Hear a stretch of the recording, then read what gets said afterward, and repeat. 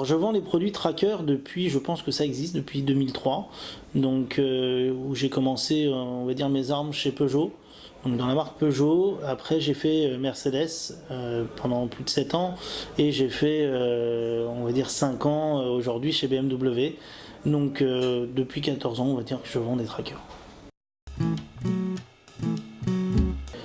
Le premier bénéfice, on va dire, pour l'activité au général, c'est pécunier, puisque on sait que quand on vend on va dire, une partie accessoire sur nos BMW ou sur nos Mini, on va tirer une marge de cette vente.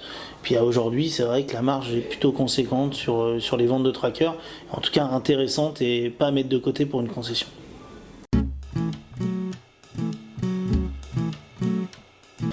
On va pas parler réellement de proportion parce que peu importe, je dirais, c'est pas ce qui va nous dire aujourd'hui pourquoi je vends un tracker. La proportion, on va dire que on vend une voiture sur 3 avec un tracker à l'intérieur. Et je dirais que c'est important de dire que sur une voiture sur 3, on va pas y intégrer tout ce qu'on fait déjà nous en prééquipement, c'est-à-dire nos véhicules de direction.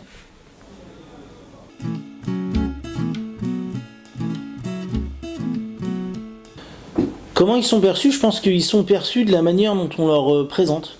Donc aujourd'hui on est dans un univers premium, donc avec deux marques qui ont pas qui ont de la vraie concurrence, mais qui restent des marques premium comme BMW et Mini. Et donc les gens ne voient pas forcément un produit, ils voient une globalité. On vend un produit BMW, on sait que malheureusement pour certaines de nos gammes, on va dire, elles sont prisées par le banditisme ou par les voleurs. Donc type X6, on sait que c'est aujourd'hui la voiture la plus volée en France. Donc forcément, on va leur présenter, on va pas parler de package, mais on va leur présenter une voiture et puis on va y intégrer le tracker. Je pense qu'aujourd'hui, il faut assembler les deux et leur présenter comme ça. L'avantage qu'ils ont, c'est aujourd'hui 98% des voitures sont retrouvées grâce au tracker. Donc si vraiment ils sont dans les 2% des cas où les véhicules ne sont pas retrouvés, c'est plus, on va dire, plus un manque de chance qu'autre chose. Mais véritablement, ils voient un véritable attrait, ils voient un véritable bénéfice à avoir un tracker dans leur véhicule.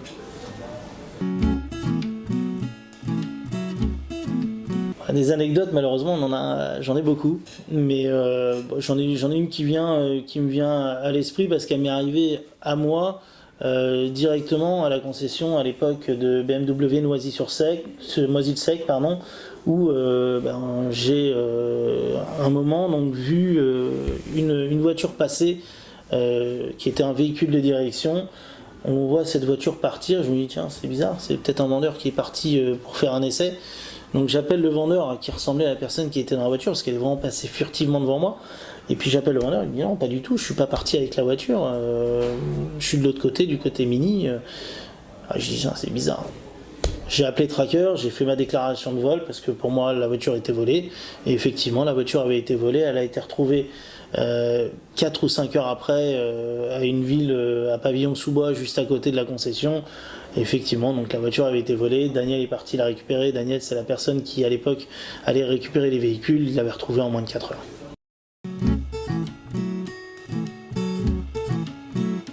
Oui, 100%. Aussi bien 100% de notre parc véhicules de direction ou de véhicules de démonstration, donc sur notre parc essai, mais également tout ce qui est véhicules de courtoisie qui sont destinés aux clients.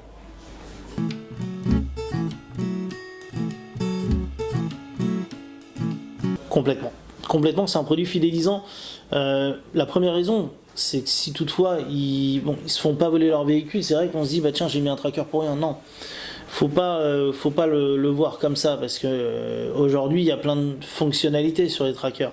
Si on prend un spot, c'est sûr que ça va être plus de l'hertzien, ça va être plutôt quelque chose de plus basique.